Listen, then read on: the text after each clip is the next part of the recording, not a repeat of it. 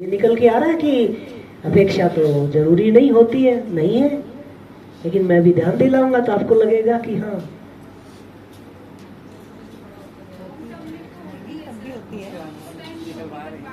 नहीं 3 महीने का ही है, अभी बाद की तो फिर देख लेंगे। कोई अपेक्षा नहीं रहती तो देखो अभी हमें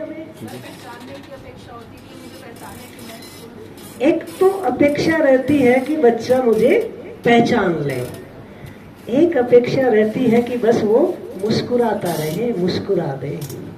इतनी तो रहती है ना, यही रहती है। आयु के अनुसार अपेक्षा होती है।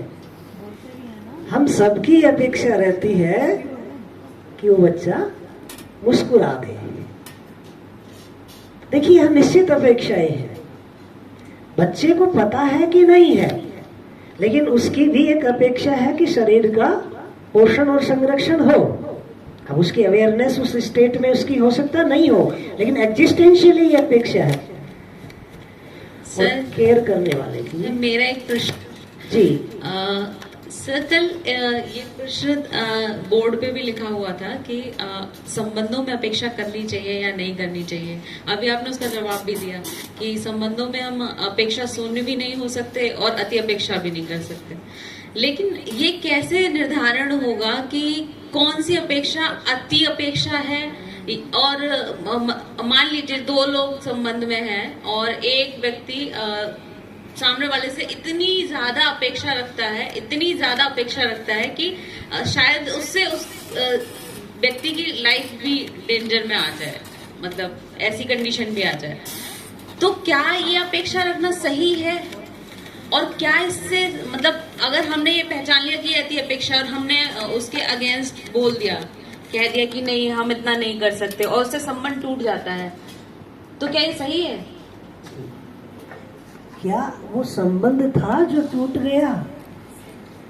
हमने सारे संबंध शरीर अनुकूलताओं के आधार पर पहचाने हैं। स्वयं को भी शरीर मानते हैं, दूसरे को भी। इतना पता है सुखी रहना चाहते हैं, पता नहीं है सुख होता क्या है।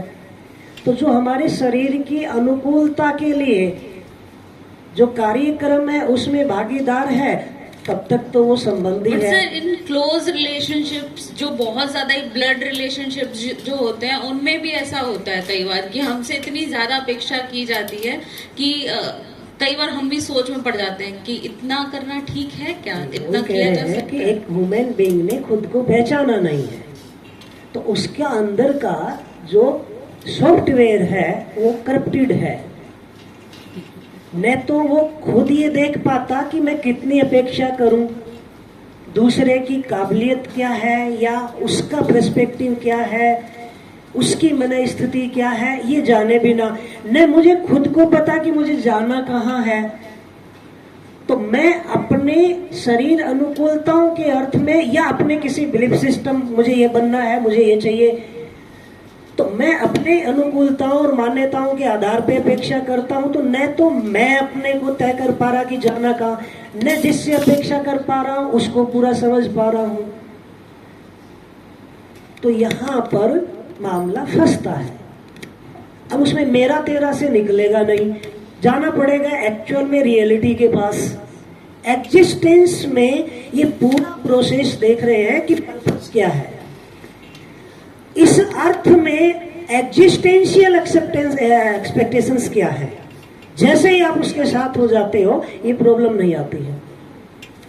तो उसी को हम देख रहे हैं कि सही अपेक्षाएं कैसे रखें ताकि हम परेशान न हो। तो प्रश्न आएगा कि सही को तय कौन करेगा? सबका अपना अपना सही, या फिर कह रहे हैं कोई एब्सोल्यूट रेफरेंस सही है जो मेरा तेरा नहीं है, एग्जिस्टेंशियल लॉ है, उसको कोई डिनाई नहीं कर सकता। तो हम पूरे इस एग्जिस्टेंस के डिजाइन को आज समझेंगे, इसके पर्पज को समझेंगे। एग्जिस्टेंस एज ए होल क्या है, उसमें मेरा रोल क्या है, उसमें ये चीजें सही गलत तय हो पाएगी। तो आज वही कह रहे हैं, हर आदमी हमेशा निरंतर सुखी होना चाहता है। एक भाषा, कोई नेचुरली उसके अंदर सेल्फ का कोई डेवलपमेंट होना है, जिसको जागृति कहें, फुली अवेयर्ड कहें, स्टेट एक ही है, नाम अलग अलग है। ये डेस्टिनेशन है। अब यहां तक पहुंचने में व्यक्ति अकेला पहुंच नहीं सकता, तो यहां तक पहुंचने में जो जो पूरक होंगे वो मेरे संबंधी हैं। रिश्ते का मतलब क्या है? मेरी पूर्णता के अर्थ में जो पूरक हैं वो सारे मेरे संबंधी हैं, क्योंकि मैं अकेला ऐसा यहां नहीं पहुंच सकता। एग्जिस्टेंस में डिजाइन ही नहीं है कि अकेला आदमी सेल्फ डेवलप्ड हो जाए वहां तक। तो हमें यहां तक पहुंचने में जो जुड़ाव है उसको देखना है।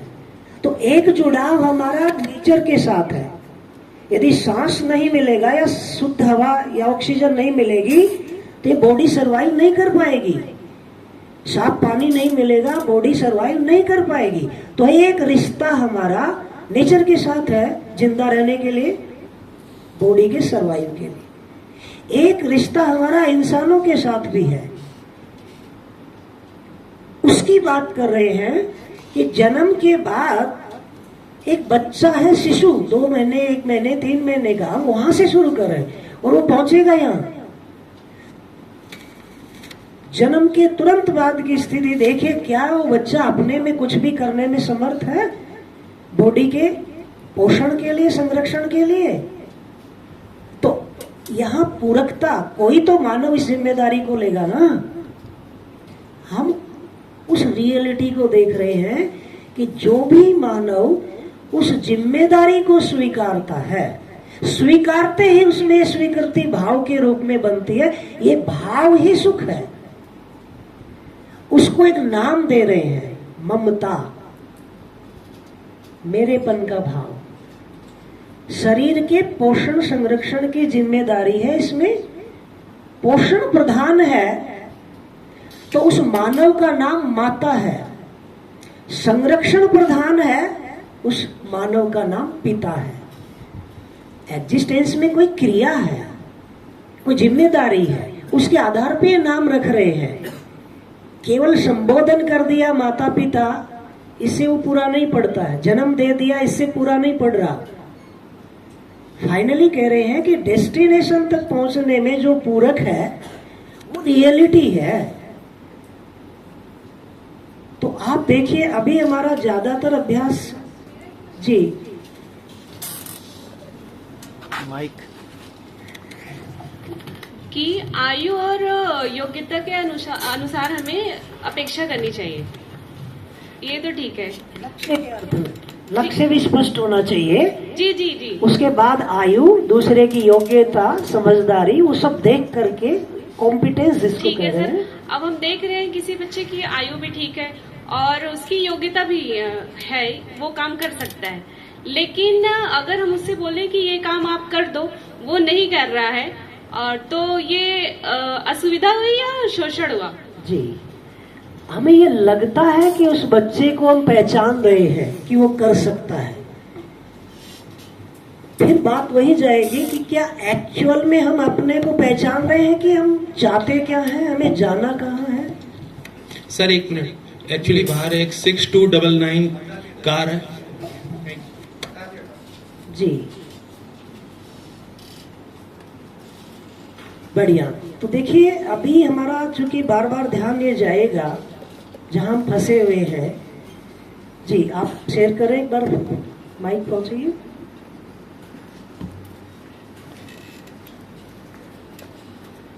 सर अभी जो इन मैम ने जैसे पूछा था वो बहुत क्लोज ले गए थे उस तक, उसका जवाब नहीं मिला अभी तक। सर जैसे सामने वाले ने हमसे एक्सपेक्टेशन रखी और हद की रखी, उस हम जो हमारे एग्जिस्टेंस को ही प्रॉब्लम में ले आए, ऐसी रखी, तो आपने उसका जवाब दिया कि क्या वो संबंध है।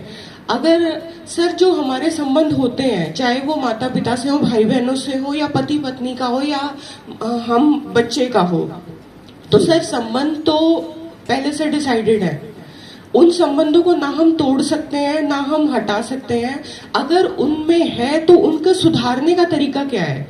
आपने कहा कि हम पहले अपने आप में पूर्ण हो जाएं, बिल्कुल ठीक बात है, हम अपने अंदर सुधार कर लें। लेकिन अगर ऐसा हो रहा है कि आपने अपने आप को बिल्कुल ऐसा बना लिया कि आपको उसकी बातों का असर नहीं है, ठीक है, आप अपना काम करते जाएं, सब कुछ करते जाएं, लेकिन सामने वाला आपका मतलब जिंदगी कोई मुश्किल बना दे, तो फिर आप ऐसे में क्या करेंगे? आप उसे छोड़ भी नहीं सकते और आप उसके साथ चल भी नहीं सकते। और ये कोई हल भी नहीं है कि जिस चीज से आपके जो सुविधाएं हैं वो पूरी ना हो या आपका इस तरह की दिक्कत हो तो आप उसे छोड़ दें। हर रिश्ते के साथ तो आप ऐसा कर नहीं सकते, तो इसका हल क्या है? बढ़िया। हमारी जब ज्यादातर प्रॉब्लम यही है कि हम वहीं फंसे हुए हैं।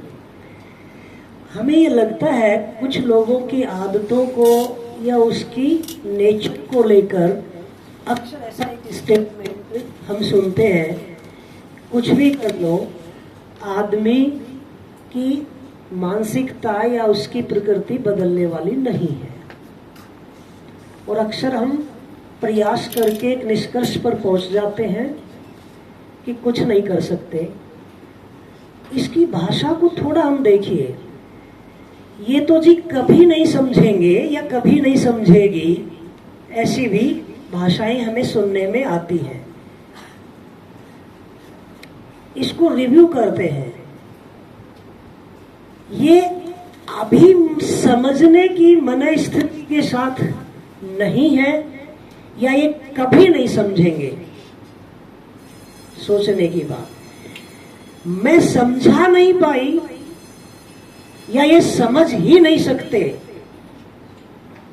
बहुत फर्क है।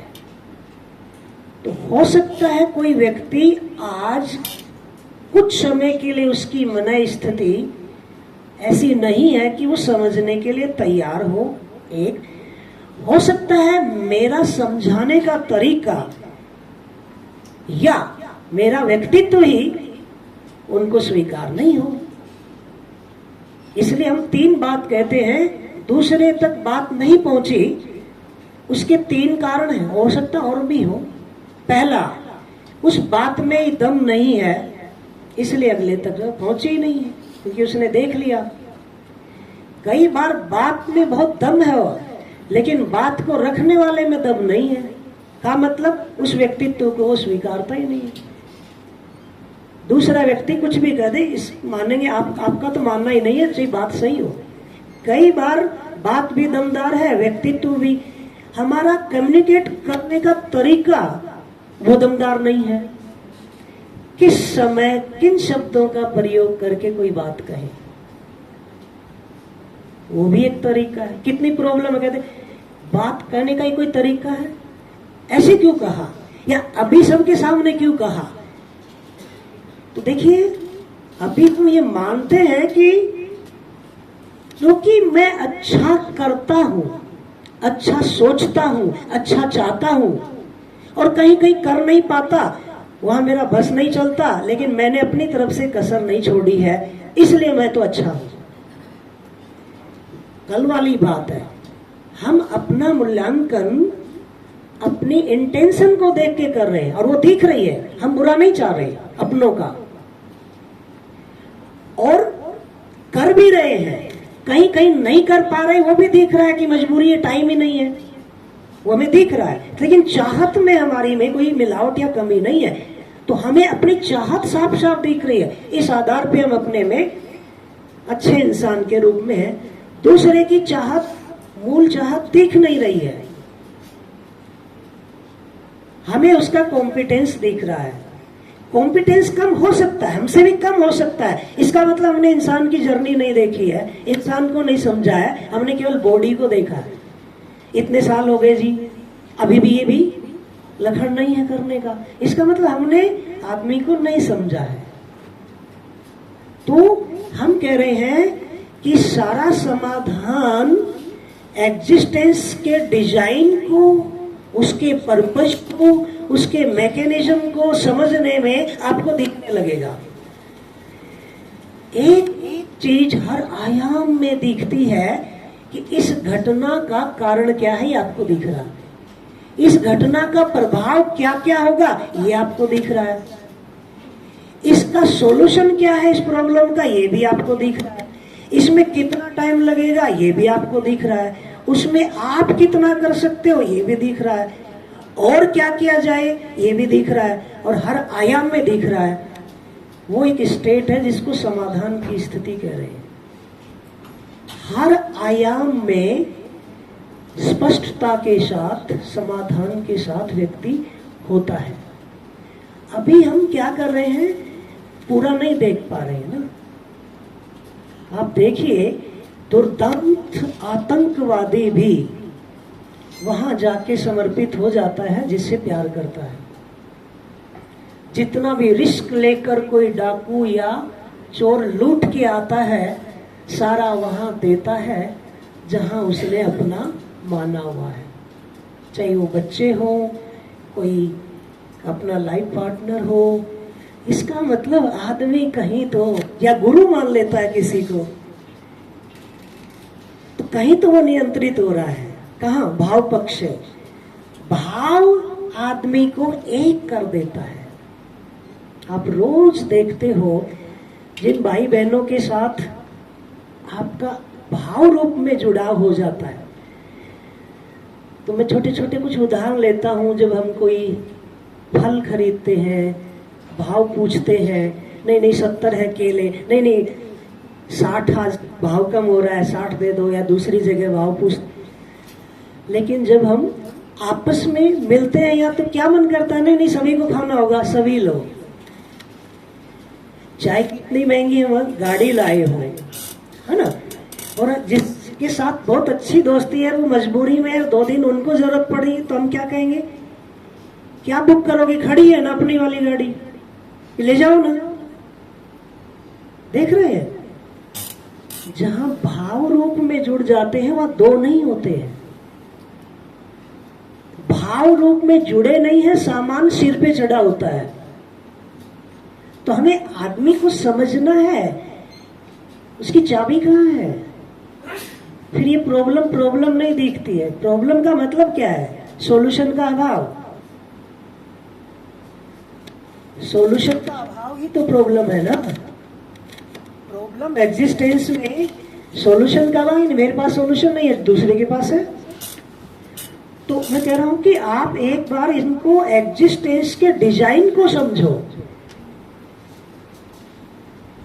ह्यूमन बीइंग को समझो, तो आपको ये सब चीजें अपने में दिखने लगेगी। तो अभी थोड़ा सा धैर्य रखिए कि वो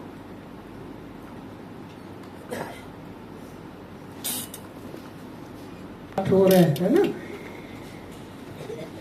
तो हम ये कह रहे हैं कि लक्ष्य हमें अपना स्पष्ट नहीं है, जाना कहाँ है, हम चीज क्या है ये स्पष्ट नहीं है, और हम चाह रहे हैं कि सोल्यूशन नहीं मिलने वाले। छोटा बच्चा वहां से शुरू कर रहे हैं ना, फिर बड़े पे आएंगे, वहां भी देखिएगा। आप मुझे बताइए, वो छोटा बच्चा जो अभी अभी जन्म हुआ है, क्या उसको उसके शरीर पोषण संरक्षण के अलावा कोई जरूरत है उसको? भाई भूख लगे उसको दूध मिल जाए, शरीर में कहीं पेट में कहीं शरीर में तकलीफ ना हो, इतना ही तो है ना। उस आयु में बच्चे को शरीर पोषण संरक्षण की जरूरत है।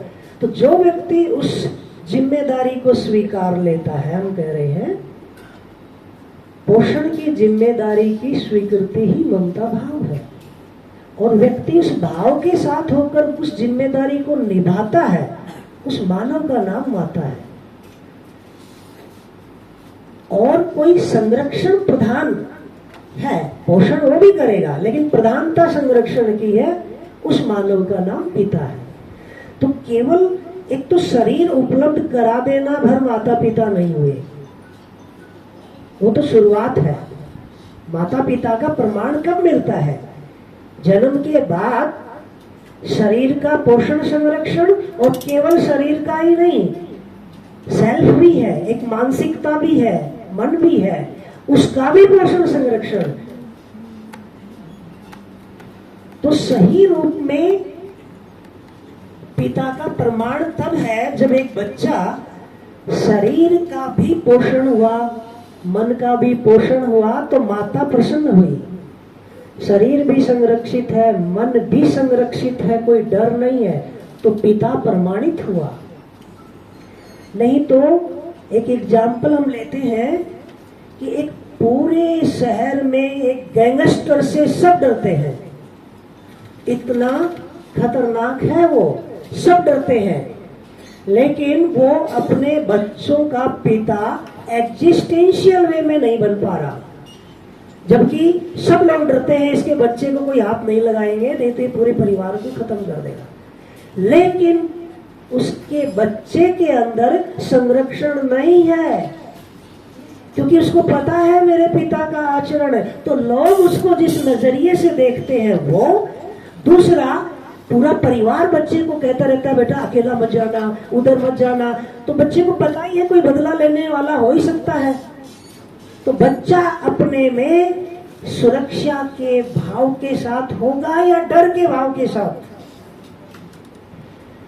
यदि संरक्षित नहीं है तो इसका मतलब है पिता प्रमाणित नहीं हुआ। केवल जन्म दे देने भर से पिता नहीं होता है, रियलिटी रूप में बच्चे का तन भी संरक्षित है और मन भी संरक्षित है, और ये संरक्षण देने वाला व्यक्ति वो पिता है, चाहे स्त्री हो या पुरुष। तन भी पोषित है, मन भी पोषित है, और इस जिम्मेदारी को निभाने वाला व्यक्ति माता है, चाहे वो स्त्री हो या पुरुष। बदले में क्या मिलेगा? भाव। भाव ही क्या है? सुख। सुख ही हमारा एग्जिस्टेंशियल गोल है। पूरा नेचर में ये डिजाइन है। तो अभी हम शरीर को पहचानते हैं, बच्चे को भूख नहीं है या मन कहीं और है, हम खिलाने में लगे हैं, चाहे उसका मोटापा ही बढ़ जाए या कान पे लगाना पड़े, सेल्फ चाहे दुखी हो जाए, लेकिन शरीर में कुछ न कुछ जबरदस्ती हम उसको पहुंचाना चाह रहे हैं। कहाँ पूरा समझ पाए? बच्चे का मन खराब है तो पहले मन का पोषण करेंगे। कोई चीज उसके शरीर के अनुकूल उसको पसंद नहीं आ रही, दूध नहीं आ रहा तो खीर बना देंगे, दही बना देंगे, आइसक्रीम बना देंगे, और कोई चीज जो उसमें पोषण है वो पोषक तत्व तो दूसरी चीज से दे देंगे।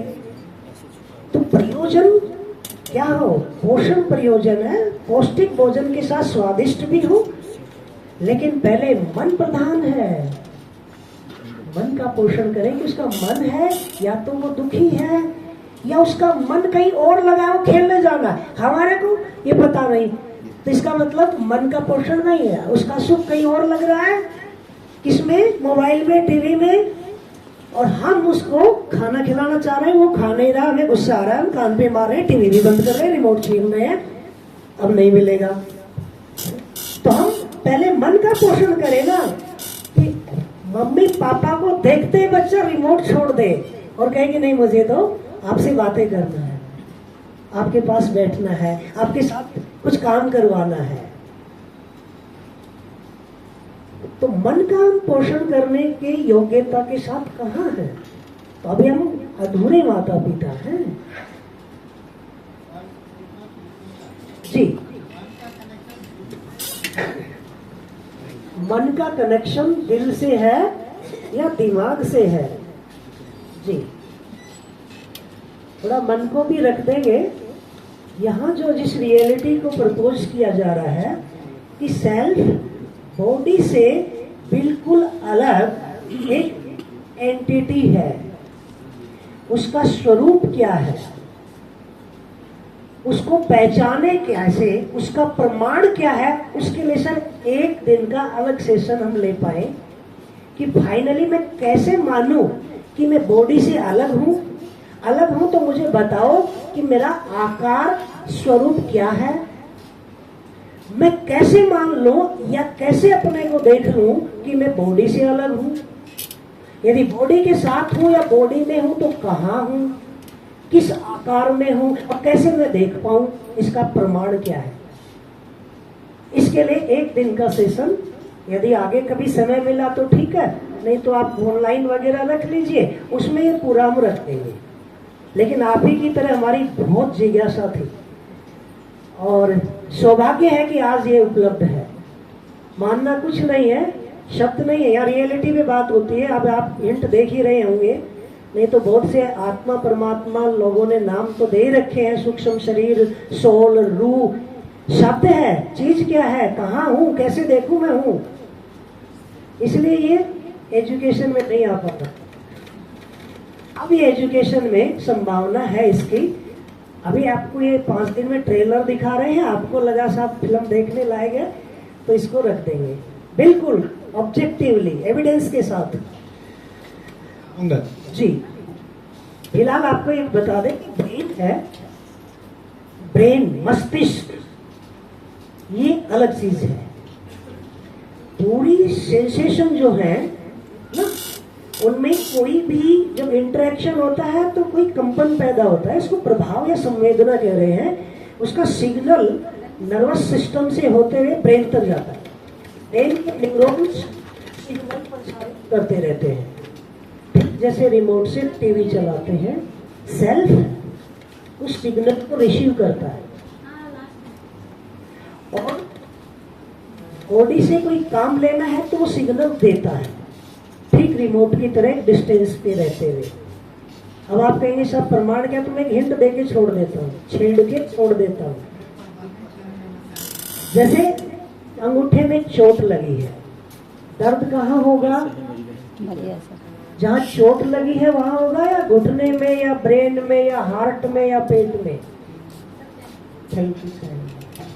जहाँ चोट लगा दर्द वहीं होगा, जहाँ चोट लगा है वहां दर्द होगा, नो डाउट, महसूस होता ही है, मैकेनिज्म भी पता ही है।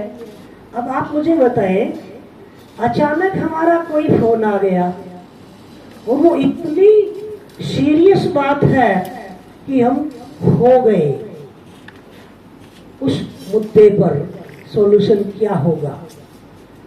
उन क्षणों में क्या दर्द पे ध्यान होता है? नहीं, कम हो जाता है या फिर कुछ देर के ध्यान लिए नहीं है। ध्यान नहीं। तो दर्द तो रुका नहीं कि भाई आपका कॉल आ गया, अभी मैं रुक जाता हूँ, पहले आप कॉल कर लो, फिर मैं बाद में फिर आ जाऊंगा, ऐसा तो होता नहीं है। थोड़ा दर्द बहुत ज्यादा नहीं है, ठीक। तो हम फोन में बिजी हो गए बहुत सीरियस मैटर पे, तो हमारा ध्यान नहीं है। उस समय दर्द का एहसास होता है कि नहीं होता? नहीं हो रहा। फोन कटा, फिर ध्यान गया, दर्द का एहसास हुआ, तो वो दर्द दोबारा शुरू हुआ या वो तो शुरू ही था, हमने ध्यान नहीं दिया। तो दर्द अंगूठे में हो रहा है या कहीं और हो रहा है? फिर प्रश्न आएगा जी साहब ब्रेन में हो रहा है। Thank you. ये अंगूठे से सेंसेशन नर्वस सिस्टम से होते हुए ब्रेन में, तो लॉजिकली यदि चेक करने जाएंगे तो ब्रेन भी वही था जब फोन आ रहा था, नर्वस सिस्टम भी वही था, सिग्नल भी जा ही रहे थे और ब्रेन भी वही था। एहसास नहीं हो रहा था। एहसास कब हुआ? जब ध्यान दिया। तो प्रश्न ये है कि दर्द ध्यान देने वाले को होता है या ब्रेन को होता है या अंगूठे को होता है? क्या लगता है? और ये तो अंगूठा है। आपने घटनाओं में देखा होगा, दुर्घटनाओं में लोगों के बड़ी चोट आती है, किसी का पैर नहीं, किसी का इतना खून निकल रहा है और वो उस समय उसका ध्यान इतना है परिवार के और लोगों के लिए, या जो घटना घटी और फिर ध्यान गया या किसी ने दिलाया, तब दर्द शुरू हुआ। उससे पहले तो पता ही नहीं था कि मेरा एक हाथ गया। ऐसे भी लोग शेयर करते हैं, 5 मिनट मुझे ये पता ही नहीं था कि मेरा एक पैर नहीं रहा। अब इससे ज्यादा और क्या दर्द होगा जब अंगूठा ही कट गया, पैर ही कट गया और 2-3 मिनट 5 मिनट जब तक ध्यान नहीं गया। इसका मतलब क्या हुआ? वहीं ब्रेन था, वहीं नर्वस सिस्टम था, वहीं कटा हुआ पैर था, ध्यान नहीं गया तो महसूस नहीं हुआ। प्रश्न ये उठता है कि दर्द ध्यान देने वाले को होता है या ब्रेन को होता है या पैर को होता है। तो ऐसे बहुत सारे ऑब्जर्वेशंस के लिए हमारे पास हमने तो खुद भी किया है, बिल्कुल ऑब्जर्वेशन के साथ हम रियलिटीज को पहचान सकते हैं कि ये ध्यान देने वाली एंटिटी ये कोई अलग चीज है।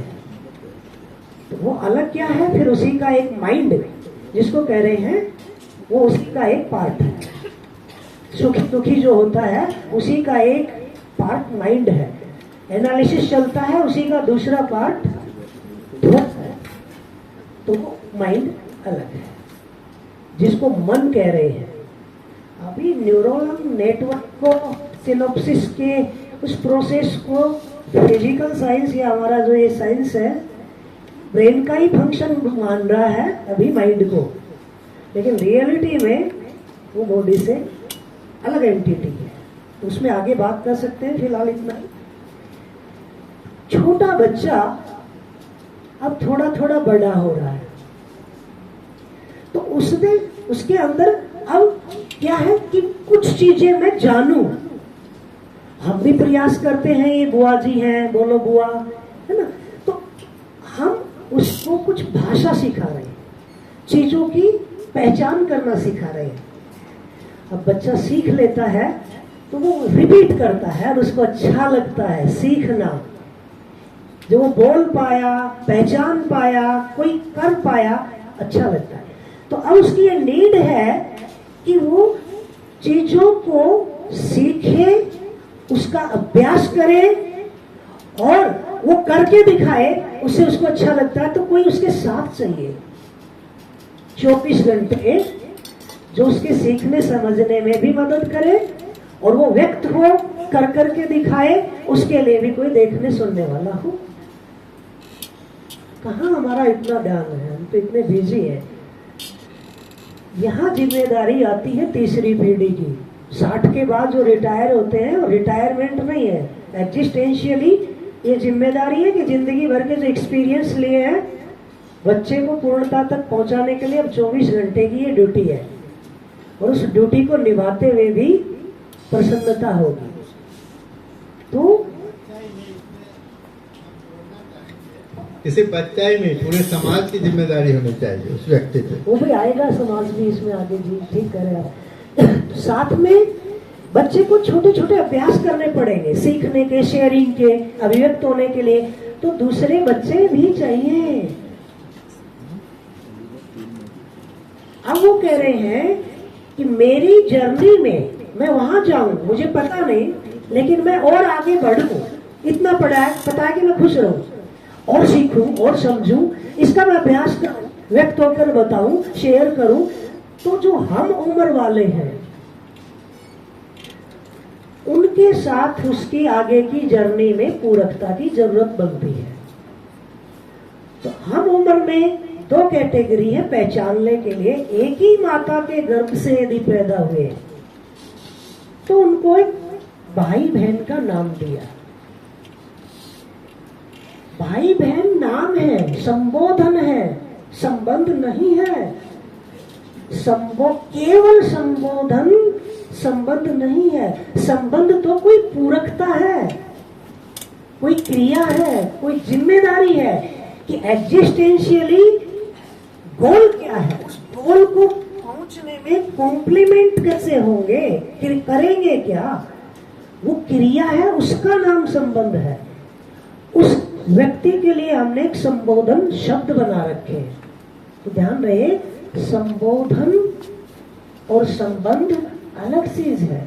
संबंध कोई जिम्मेदारी है, कोई पूरकता है, और उस पूरकता को निभाने वाले मानव को हमने एक शब्द दे रखा जिसको संबोधन कहते हैं। अभी तो हमने केवल संबोधन के आधार पर ही ये मान रखा है कि मैं आपका पिता हूं, आपका टीचर हूं। एक बार कोई भाई सुना रहा था रोजमर्रा की घटनाओं के उदाहरण लेके, तो कोई व्यक्ति ऐसा ही कुछ बोल रहा था तो उसने उसको सुना दिया। बोले आपको शर्म नहीं आती, आपके बाप की उम्र का, और आप इंसल्ट कर रहे हो। मतलब बाप की उम्र के तो हो गए, बाप वाला आचरण नहीं है ना। सम्मान आचरण का होता, आपकी उम्र का होने से नहीं। इसलिए केवल नाम पा लेने से हम मान लें कि मैं पिक्चर में बाप, इसलिए एक बढ़िया जबरदस्त सूत्र है, लिख लीजिए।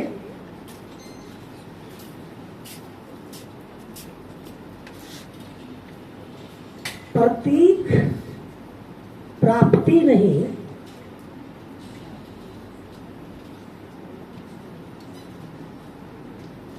उपमा उपलब्धि नहीं।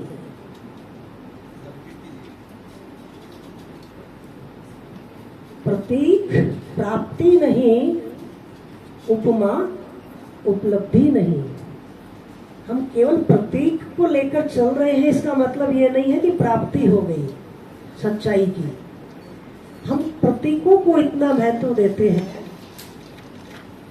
जरा सा हम सुनते ही हैं कोई धार्मिक पुस्तक, झंडा आदि का कोई अपमान होता है, हम जान ले दे देना शुरू कर देते हैं। इसलिए कह रहे हैं कि मानव जाति का हाल आज ये है, वे गीता, कुरान, बाइबल को मानते हैं, गीता, कुरान, बाइबल की नहीं मानते। बहुत बढ़िया, बहुत बढ़िया।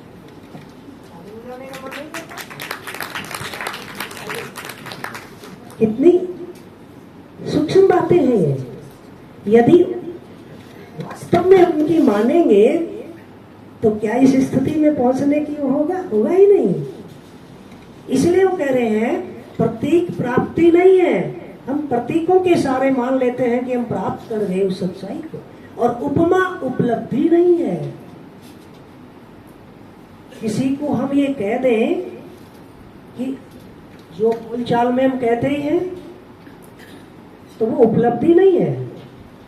आचार्य कहने से आचार्य नहीं हो गए, मठाधीश कहने से मठाधीश नहीं हो गए, थानेदार साहब कहने से थानेदार नहीं हो गए। हम तो हवलदार को भी थानेदार साहब कहते हैं, हमारी तो है ही बढ़ा करके। इसलिए कह रहे हैं कि कोई हमें गुरु कह रहा है, पिता कह रहा है, तो ये उपमा है, संबोधन, ये उपलब्धि नहीं है। हम बच्चे के तन और मन को पोषित कर पाए तो माता है, संरक्षित कर पाए तो पिता है। केवल नाम पर्याप्त है। तो वो जो बच्चा अपनी जर्नी को तय कर रहा है, अब वो अभ्यास कर रहा है, भाषा को सीखता है, चीजों को पहचानता है, और वो व्यक्त होता है, सीखता है, सिखाता है। इसके लिए हम उम्र के बच्चों की जरूरत होती है। तो एक ही परिवार से यदि एक ही माता पिता के गर्भ से या माता के गर्भ से यदि जन्म हुआ है, तो हम उनको कह रहे हैं भाई बहन। भाई भाई भी, बहन बहन भी, भाई बहन बहन भाई, एक ही नाम दे दिया भाई बहन। उसमें बहन बहन भी आ गई, भाई भाई भी। प्रयोजन क्या है? इस जर्नी में हम साथ साथ हैं। जो मेरा दुख है वैसा ही दूसरा फील करने लगता है, जो दूसरे का सम्मान है वैसा ही मैं फील करने लगता हूं। तो वहां दो नहीं है। सही भाई बहन का मतलब क्या है? वो भाव रूप में एक हो गए। इसलिए बहन को कोई उपलब्धि हुई है तो भाई भी उतना ही सम्मान महसूस करता है जितना बहन, उतनी ही खुशी। भाई को कोई उपलब्धि हुई है तो बहन भी उतना ही खुश होती है। यदि रिश्ता सही में अंदर से पहचाना हुआ, स्वीकारा हुआ है तो। नहीं तो भाई बहन भी केस कर देते हैं जमीन के, फ्लैट के बंटवारे पे। इसका मतलब हमने नहीं पहचाना न खुद को न लक्ष्य को। तो वहां पर कह रहे हैं कि यदि यही पूरकता जो मेरे सुख दुख में मेरे साथ खड़ा हो, जिससे मैं शेयर कर पाऊं, मिलके समाधान निकल पाऊं, और मैं जिसके साथ मिलके अपने को व्यक्त कर पाऊं और सीखने सिखाने का अभ्यास कर पाऊं, वो मेरा हम उम्र यदि मेरी माता के गर्भ से बजाय अलग गर्भ से पैदा हुआ है तो भी वो भाई बहन ही है। लेकिन चूंकि पहचान के लिए एक अलग नाम संबोधन का देना था, उसको मित्र शब्द से हम संबोधित करते हैं। मित्र का मतलब एक शब्द है, पूरक होना मेरी जर्नी में। तो जो भाई बहन के प्रति भाव है और पूरकता है, वही भाव और वही पूरकता मित्र मित्र में है। फर्क इतना है कि बस दूसरी माता के गर्भ से शरीर मिला है, भाव रूप में पूरकता में एक ही है। आप देख लीजिए, जिसके साथ एक्चुअल में आपकी मित्रता है, आपका संबोधन क्या होता है? भाई बहन होता है या मित्र? है मित्र। संबोधन चल भाई चलते हैं, चल बहन बाहर चलते हैं, ये है। तो वो भाई बहन ही है मित्र। अब इसमें एक और प्रॉब्लम आती है, सब महिला मित्र, पुरुष मित्र, बॉयफ्रेंड, गर्लफ्रेंड, ये भी तो रिश्ता होता है। ये एग्जिस्टेंशियली कोई पर्पज के अर्थ में पूरकता है या भ्रमित मानव की कोई भ्रम की स्थिति है? आपको बताना पड़ेगा। यदि इस पूरकता में मेरी पूर्णता की इस जर्नी में पूरक है, तो इसमें दो चीजें हैं, मेरा तन का भी पोषण और मेरे मन का भी पोषण। तो जो एक्चुअल में रिश्ता होता है, संबंध होता है, वहां शोषण नहीं है, ठीक। लेकिन यदि कोई व्यक्ति फंसा पड़ा है तो तीन तरह से सुखी होने का प्रयास करता है, क्योंकि पूरी मानव जाति के पास तीन ही साधन है, तन, मन और धन। मैं दूसरे के तन से यदि सुखी होने का प्रयास करता हूं, कामना रखता हूं, तो मेरे अंदर क्या है? भाव का अभाव है। भाव मतलब भरा होना, स्वीकार्य होना। हमने अभावों को भी भाव कहा हुआ है, उसको कह रहे हैं काम। एक आवेश है, एक अभाव है। दूसरा, मैं दूसरे के मन से सुखी होना चाहता हूं, ये मेरे अंदर अभाव है भाव का, इसको कह रहे हैं मोह। कहते हैं मेरा मन नहीं लगता, कल फोन नहीं किया आपने, मतलब मेरे मन को लगाने के लिए आपका मन चाहिए, होता है ना। तो या तो तन से या फिर मन से, ये अलग अलग आयु और अलग अलग मानसिकता पे डिपेंड करेगा, लेकिन है भारी। और मुझे दूसरे के धन से सुखी होने की कामना प्रयास के साथ हूं, तो ये है लोभ, ठीक। और इन तीनों में निरंतरता है नहीं। पहला, प्रकृति के अनुकूल नहीं है, सामाजिकता के आधार पर स्वीकृत नहीं है, इसमें निरंतरता होती नहीं है। तो जब इनसे पूर्ति नहीं होती है, तो मेरी जो स्थिति बनती है कि मैं अपने में सुखी नहीं हो पा रहा हूं, तो मैं अपने में अक्षम हो जाता हूं, उसको कह रहे हैं क्रोध। फोन नहीं किया ना, मम्मी ने मना किया, अच्छा मम्मी का बहाना, कहीं और बात की ना, सारी रिकॉर्डिंग है। नहीं, मैं बता रहा हूँ क्लासरूम में जब 8वीं में बॉयफ्रेंड गर्लफ्रेंड का कोई टॉपिक आ गया तो कैसे हैंडल करोगे? बच्चों को कैसे हैंडल करोगे कि वही जो कल तक जान देने वाला था, बात नहीं मानी तो कुछ दिन बाद जान लेने वाला बन गया है। हो क्या रहा है अंदर? भ्रम की स्थिति में आदमी अंदर से खाली था, भेष बदला कि मैं आपको सुखी कर दूंगा। तो हम ये देखते हैं कि एक इंसान जो समझ के साथ नहीं है वो देने के बेस में निकलता है लेने के लिए, अपने अंदर कुछ खालीपन को भरने के लिए निकला है, लेकिन बेस कैसे है? देने के लिए। कि जैसे दूसरा मेरी बहुत केयर करता है, बहुत ख्याल रखता है, तो ऐसा लगता है जैसे ये देने वाला होगा। अंदर की स्थितियां ये कह रही है, जब तक इंसान खुद को नहीं समझता है तब तक उसको पता नहीं है कि मैं क्या हूं, चाहता क्या हूं, लेकिन इतना एहसास हो जाता है कि हमेशा मजा आना चाहिए। अब उसको ये पता नहीं है, तो जितना परंपरा में उपलब्ध है उसमें यही निकलता है कि 3 ही साधन है, तन मन धन, इनसे प्रयास करता है तो अंदर ये आवेश की स्थितियां हैं, और इनसे पूरा करने का मैं प्रयास करता हूं, और बीच में ये भी सोचता हूं कि ये करके ही दिखाऊंगा, अब तो कुछ भी हो जाए। तो कह रहे हैं यदि हम फिर भी इसी बात को पकड़े रहते हैं अपने अंदर, इसको कह रहे हैं मद, अहंकार। होगा, करके दिखाऊंगा, तो ये इसकी दूसरी डिग्री है। और यदि बीच में अब कोई आ गया तो चाहे कुछ भी हो जाओ, खत्म कर दूंगा, ये सुपरलेटिव डिग्री है अंदर की स्थिति की। उसको एक शब्द देते मात्सर्य,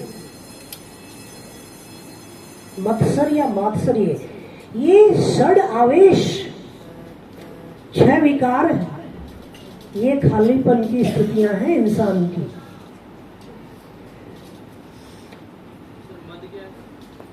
मत का मतलब मैं अपनी ही मान्यताओं को सही माने हूं और इससे भिन्न कोई चीज नहीं मानने को तैयार, तो मेरी मान्यताओं को ही श्रेष्ठ या सही मानने की मेरी अंदर की जो स्थिति है, अहंकार की कहो, जिद की कहो, मद जी, इससे बड़ी है क्रोध से, और इससे बड़ा ये है आदमी उस स्थिति में पहुंच जाता है जो दूसरे का अस्तित्व खत्म करने पर तुल जाता है।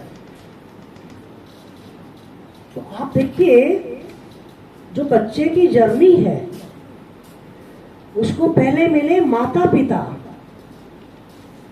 माता पिता केवल शब्द नहीं है, ये कोई एग्जिस्टेंशियल रियलिटी है, क्रिया है, पूरकता है। उसके बाद इसको मिले भाई बहन, और यदि परिवार से बाहर दूसरी माता के गर्भ से पैदा हुआ हम उम्र, जो मेरे पूरक है, वो है मित्र।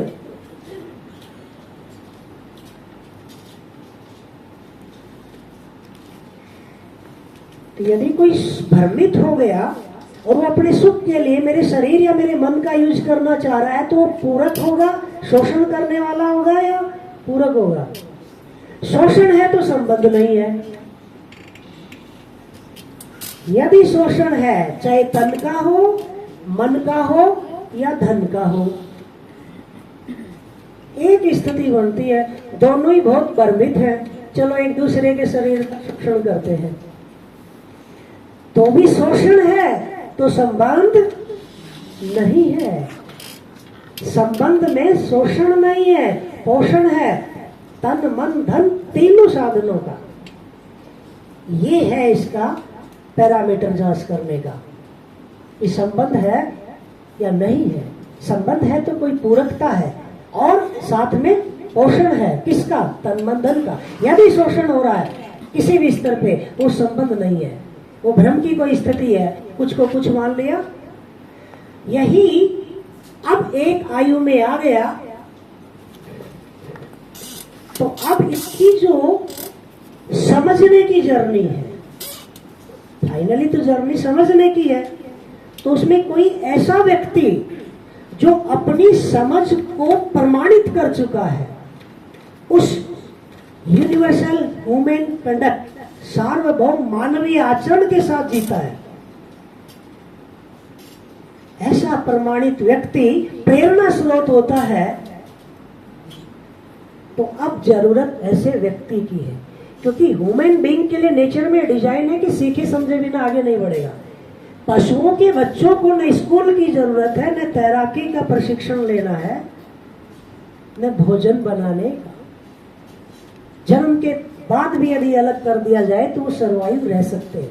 ह्यूमन बीइंग के लिए कंडीशन है कि वो सीखे समझे बिना परंपरा से, सहयोग से अपने आप भाषा इवोल्व कर लेंगे, एग्जिस्टेंस को समझ जाएंगे, बॉडी को सरवाइव करवा पाएंगे। बचपन से ऐसा नहीं हो सकता। तो ऐसा व्यक्ति जो प्रमाणित है आचरण में, उसको कह रहे हैं गुरु,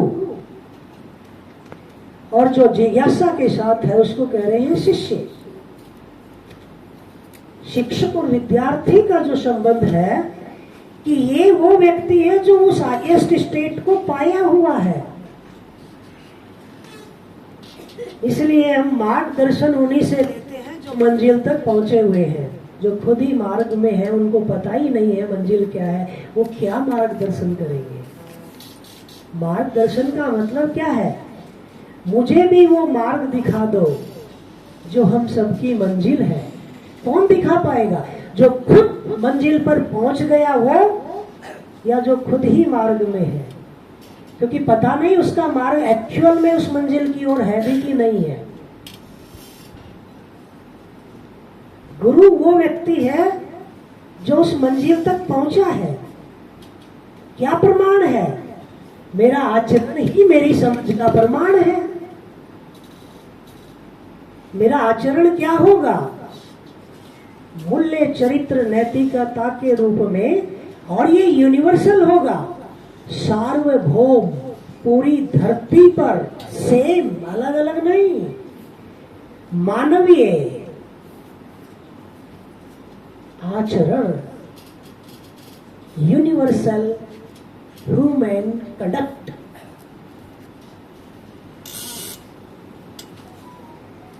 तीन ही आयाम है इसके: मूल्य,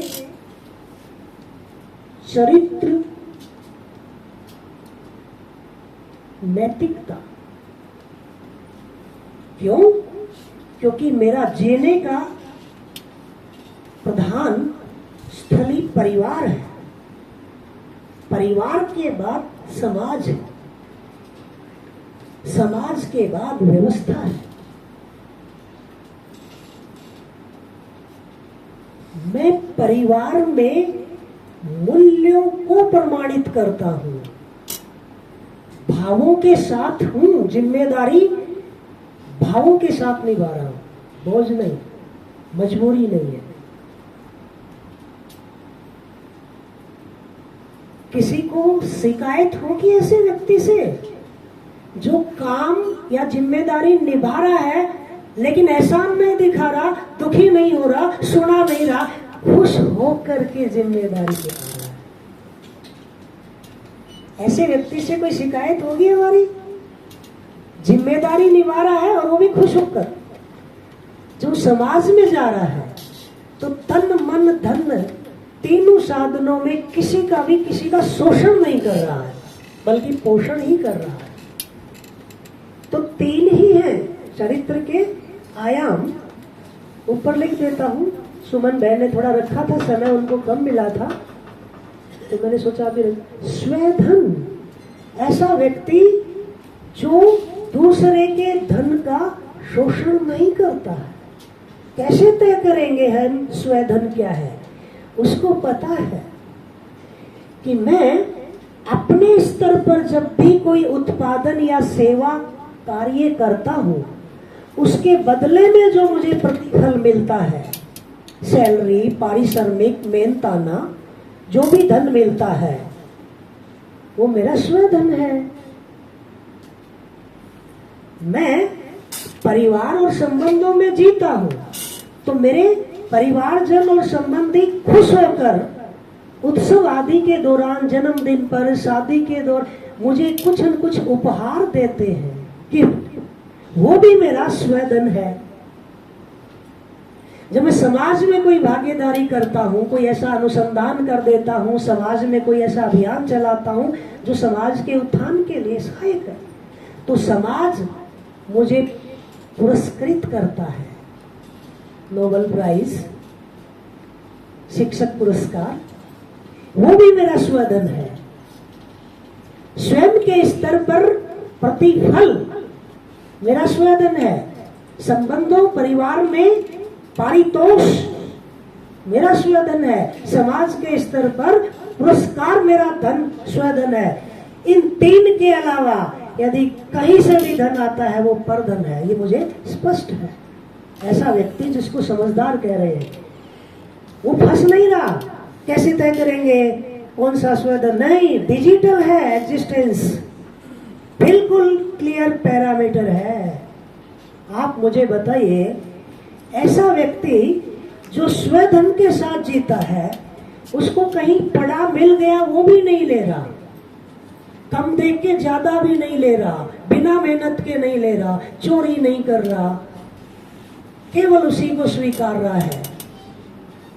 जब ये दूसरा आयाम इसका, क्योंकि साधन तो तीन ही है, ये दूसरे के तन का शोषण नहीं कर रहा है, इसको कह रहे हैं स्व नारी स्व पुरुष। यानी जिसके साथ विवाह है तो संतान उत्पत्ति के लिए या आवेश के समन के लिए भी, क्योंकि भ्रमित है तो आवेश नियंत्रित नहीं रहते हैं, तो आवेश के समन के लिए भी कोई पूरक होता है। आगे मानव परंपरा बनी रहे इसलिए नई संतान उत्पत्ति भी करनी है। इस अर्थ में पूरकता है। उसके लिए एक और रिश्ता निकल के आता है जिसको पति पत्नी कहते हैं। केवल इतना ही अंतर है। जो पूरकता भाई बहन की है भाव रूप में, वही पूरकता पति पत्नी में है। एक पूरकता अलग से है, इसलिए ये अलग एक संबंध है। क्या? शरीर संबंध, परस्पर आवेश के संबंध और मानव परंपरा बनाए रखने में नई पीढ़ी या संतान उत्पत्ति, इसके अलावा और कोई अंतर नहीं।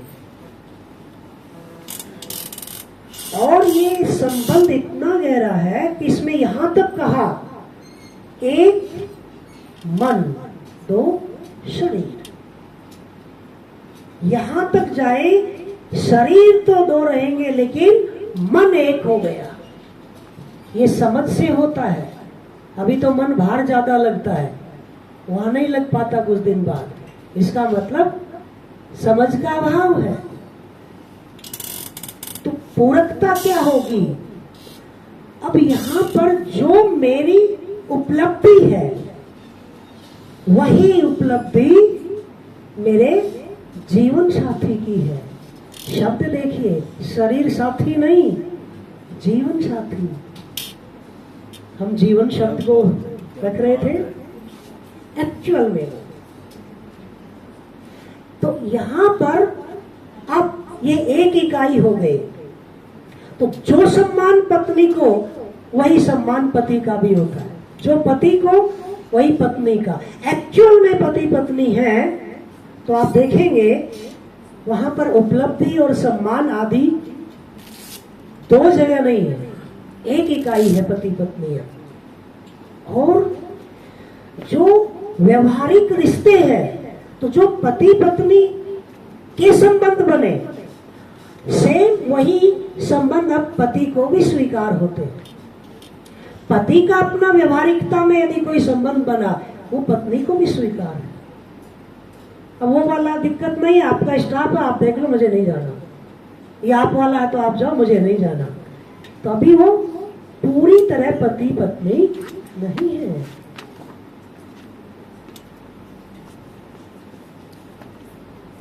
माइक कहाँ है? स्वधन, स्व नारी, स्व पुरुष। और तीसरा दया पूर्ण कार्य व्यवहार।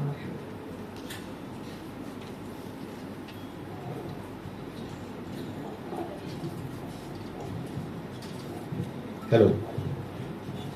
जी हाँ सर, नमस्कार। नमस्कार।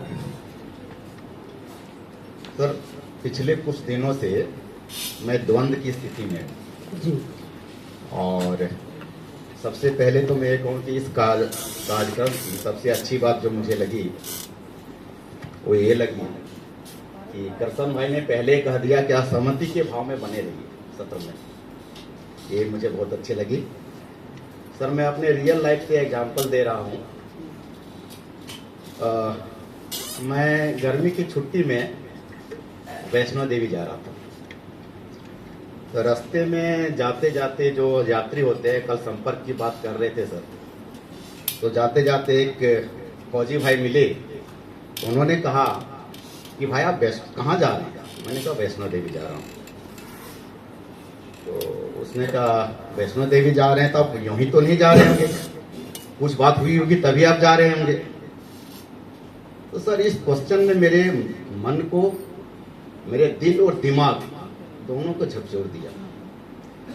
फिर उस व्यक्ति ने क्या किया, मुझे एक किताब दिया पढ़ने के लिए। वो किताब आज तक मैंने नहीं पढ़ा, रखा हुआ है। दर्शन करके चला आया। फिर मैं अपना गांव गया, झारखंड में पड़ता है मेरा गांव, और पारसनाथ जैनियों का बहुत फेमस जगह है, वहां पर मैं गया। तो वहां पर क्या है, जो दिगंबर वाले साधु होते हैं, तो मैं अक्सर चला जाता हूँ। घर के सामने पड़ता है, 10-15 किलोमीटर की दूरी पर पड़ता है। चला जाता हूँ, चरण स्पर्श करके चला आता हूँ। इसके बाद मैं इस उम्र में सर पहुंच गया हूँ कि मेरे सभी दोस्त संन्यास लेने की कगार पर पहुंच गए हैं। एक दोस्त के पास पहुंचा तो उन्होंने जो सो वो क्रिया विधि का मतलब काम करते हैं, तो उन्होंने एक किताब मुझे और थमा दी मुझे, योगीज ऑफ इंडिया। बहुत अच्छी किताब है, योगी कथामृत। शायद आप पढ़ें, यूट्यूब पर भी मिल जाएगा आप लोगों को। इसके बाद मेरे एक दोस्त और है, वो क्या है, वो ब्रह्म कुमारीज में है, पिछले 5 सालों से ब्रह्म कुमारीज में है। तो वो कहते हैं कि नहीं मेरा ये सही है। अब मैं जज नहीं कर पा रहा हूं, तो भाई ब्रह्म कुमारी वाले में भी कुछ बात होगी, जो मुझे वैष्णो देवी जा रहा था उस बंदे ने जो किताब दिया उसमें भी कुछ बात होगी, और हमारा दोस्त ये जो कह रहा है उसमें भी कुछ बात होगी, और ये जो आप बता रहे हैं इसमें भी कुछ बात होगी। तो मेरा टॉक चलते रहता है मेरे मित्र से। तो इसने अनायास से मैं यूट्यूब खोल रहा था, ये पहला शिविर पहले दिन करने के बाद, तो उसमें एक आया कल सर्वाइवर ऑफ ब्रह्म कुमारी। तो उसको मैंने पढ़ा और मैंने तुरंत जो अपने दोस्त को फॉरवर्ड किया। तो उसका सार मैं आपको बता देता हूँ क्या था। उसमें यह था कि ब्रह्म कुमारी में 10 साल तक वो जो सो बंदा रह रहा था, और उस क्या है रहते रहते ना, मैं क्षमा चाहूंगा। हाँ सर, थोड़ी सी मैं बस आपकी भावनाओं की कदर कर रहा हूँ, हाँ, थोड़ा शॉर्ट में कर दो। हाँ शॉर्ट में, बस एकदम शॉर्ट में सर। अगले सेशन में ये सारा हाँ, तो शॉर्ट में कर रहा हूँ सर। तो उसको मैंने अपने दोस्त को भेजा और कहा कि देखो मतलब क्या क्या तुम्हारे ब्रह्म कुमारी में होता है। उसमें ये था कि वो 10 साल में मतलब एकदम इसकी स्थिति में पहुंच गया था। डॉक्टर विनय नहीं डॉक्टर नहीं है, एकदम डिप्रेशन की स्थिति में पहुंच गया था। और डिप्रेशन की स्थिति में जाने के बाद क्या हुआ, उसमें जो सो वहां से उन्हें निकाल दिया गया, और उसके मन में ये अपराध बोध होने लगा कि मैं तो गलत कर रहा हूँ, ठीक है। तो किसी तरह सर्वाइव। और उसकी बात मुझे एक अच्छी लगी, उसने कहा कि आपके जो ईश्वर है वो पिछले कर्मों पर मुझे एक्सेप्ट करते हैं या नहीं करते हैं, लेकिन मेरे बाप तो उससे भी बड़े हैं, और जो हमारी न्याय व्यवस्था उस वाले से बेहतर है। हाँ, उसी रूप में मुझे स्वीकार कर रहे हैं। तो मेरे जो माता पिता हैं वो तो उससे भी बड़े हैं, ठीक है ना सर। हमने सबने देखा। हाँ, अब उसके जवाब में कल मेरे दोस्त ने एक वीडियो भेज दिया कि इसको जो सो तुम जरूर देखना। मैंने पूरा वीडियो देखा, और पूरा वीडियो देखने के बाद उसका मतलब उसमें क्या था कि सारे एक डॉक्टर है, डॉक्टर सचिन है। तो उसने जो सो क्या क्या सारे पंथों का, क्रिश्चियनिटी का, इस्लाम का, सब पंथों में जाके देखा और ब्रह्म कुमारी के एंड में रखा। तो सब जगह जाते गया उसे कहीं कुछ सोल्यूशन नहीं मिला। और उसका मतलब उसका कथन है कि एक दिन वो बैठा हुआ था कहाँ, यहाँ पर माउंट आबू में, और वहां पर जो सो उसके आंखों से आंसू निकल रहे थे, और उसने जो सो निराकार ब्रह्म का मतलब दर्शन किया उसके शब्दों में। तो मतलब हमें वो एक कहना चाह रहा था कि मतलब जो सो मतलब ये ठीक है, ये अप्रत्यक्ष रूप से। फिर मैंने उसको बस केवल शॉर्ट में एक मैसेज भेजा, पता नहीं मैंने गलत किया या सही किया, कि भाई ये बेचारा, ये व्यक्ति सारे चीजों से थक चुका था और एंड में इसलिए उसको वहां पर जाकर के दर्शन हुआ। ब्रह्म कुमारी को लास्ट में रखा था और उसकी एक बात सर मुझे अच्छी लगी, मैंने धन्यवाद सहित उसको भेजा कि इसकी एक बात मुझे अच्छी लगी। उसने एक बात बोला है कि religion is realization, religion is realization. Thank you. बढ़िया। तो ऐसा करते हैं, जो पीछे वाले साथी हैं वो आगे आ जाएं और बोर्ड को यहीं रखें या ऊपर करें। पीछे वाले साथी आगे की रो में आ जाएं और बोर्ड यहीं ठीक है या और ऊपर रखें। चलिए शुरुआत हम पीछे वाले से करते हैं, हम ही लोग करते हैं। आइए आगे आ जाते हैं, प्लीज आगे आ जाएं सभी। आगे बहुत सारी कुर्सियां खाली हैं, जो ज्यादा जिज्ञासु हैं वो आगे आ जाएं। हाँ ये भी है। और हमने सोचा कि फिर फाइनली दूध को हटाए देते हैं, मलाई रखते हैं। आइए आइए आगे आ जाते हैं। आगे कुर्सियां खाली हैं, सभी से निवेदन। पीछे की 2 रोज यदि खाली हो सके, आगे पर्याप्त कुर्सियां हैं। जी जी।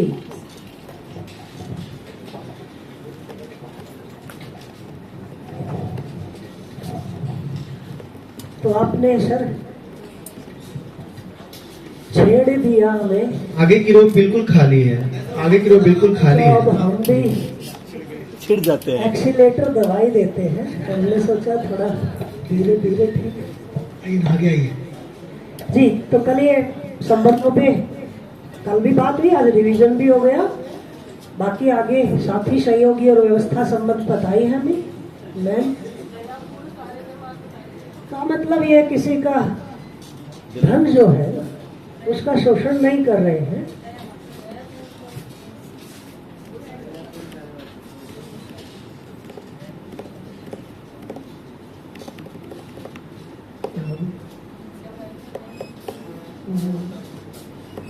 ठीक है।